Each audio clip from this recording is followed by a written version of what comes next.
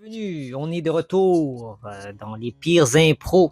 Dans la série, il reste plus que 4 épisodes. Et là, l'épisode qui a eu le plus de votes, c'est Sous les Oliviers. Une improvisation qui a été réalisée en match préliminaire entre Sonia Vachon et Simon Rousseau, qui est maintenant arbitre. Vous connaissez le principe. Pour les gens qui ne connaissent pas le concept de la série, j'analyse les pires impros. Qu'est-ce qui fait d'une pire impro? Qu'est-ce qui n'a pas trop fonctionné? C'est souvent à travers la communication, le manque de communication justement, ou des fois il n'y a pas de chimie entre les deux joueurs, le thème qui est peut-être pas inspirant, le temps alloué qui est peut-être pas assez suffisant ou trop court, ou juste le fait qu'ils étaient fatigués, le stress d'une certaine compétition.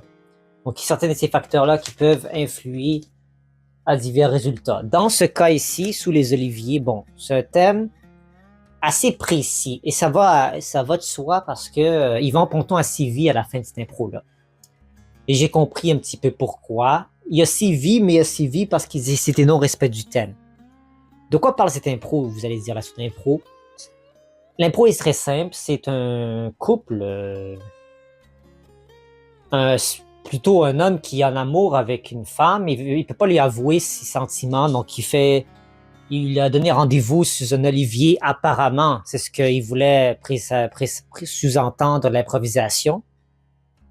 Et il balbutiait, il bégayait, puis il disait ce que je voulais te dire, c'est que puis là, elle essaie de deviner. Le personnage de Sonia Vachon, elle joue un peu la naïve.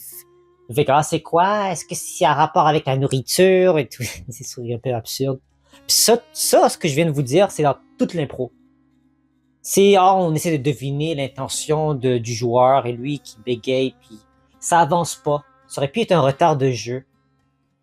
Donc, je suis complètement d'accord avec le fait qu'ils vont pourtant un CV à la fin de cette impro-là. Même, je pense que le public était fatigué à la fin. C'était pas une impro très longue, malgré tout. C'était, je pense, une improvisation libre de 2 minutes ou 2 minutes 30. C'était assez petit.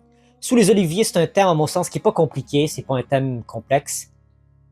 Donc, il y a matière à faire quelque chose. C'est même un thème qui dirige, en fait. C'est un thème qui dit, OK, c'est sous un olivier. L'olivier, comme si vous le connaissez, c'est l'arbre qui produit les olives.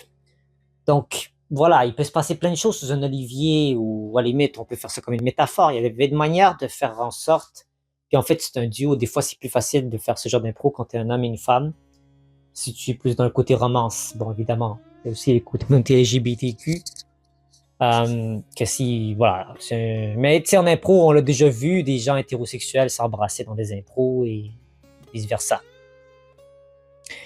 Mais bon, trêve de bavardage, ce que je veux dire, c'est qu'est-ce qui n'a pas faire fonctionner dans cette impro-là, c'est l'absence de communication, littéralement, de ne pas vouloir communiquer l'information, de ne pas avouer les sentiments.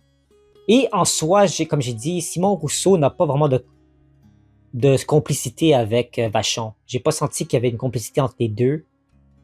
J'ai senti ce match distant. Vachon, elle était dans son humeur habituelle. Rousseau était un peu plus à la défensive. C'était son premier match en tournoi individuel de sa carrière à ce moment-là, en 2011.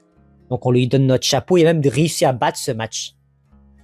Mais c'est pas un match mémorable. Et ça, c'était une des impros, à mon sens, que j'ai trouvé un peu gâché, en fait. Je pense que quelqu'un d'autre un Réal Bossy, une Salomé Corbeau aurait pu faire un diamant, il aurait pu faire une gemme avec cette impro-là. Freddy Barbouchi, Sophie Caron aussi. Et si d'autres joueurs et joueuses avaient cette impro-là, je pense qu'il aurait pu faire quelque chose d'encore de très très beau, là.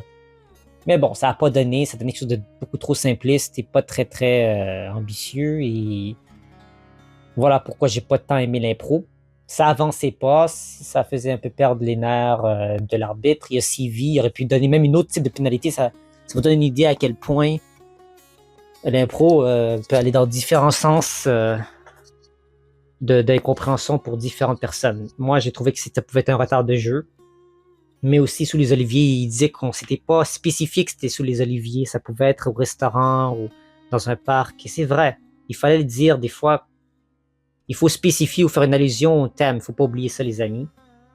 Évidemment, jouer pour vous amuser, mais il faut, des fois, quand il y a un thème, si on parle d'un lieu ou on parle d'un endroit ou d'une façon, il faut la mentionner, comme ça on sait de quoi il est question et on s'évite une pénalité de non-respect du thème. Donc voilà pour ce qui a trait à ces vidéos-là. J'ai pas d'autres choses à rajouter. J'espère que vous avez apprécié la vidéo. Il reste plus que 3 épisodes après ça. Ça va aller vite. Donc restez à l'affût. Je vous donne ces épisodes-là au cours des prochaines semaines. Parce qu'on est dans le 2500 abonnés. Pour vous remercier, je mets une vidéo d'impro par jour pendant 2 semaines et demie. Donc là, vous allez avoir du contenu d'impro et abonnez-vous pour en avoir plus. Donc merci à vous d'avoir été de la partie et au revoir.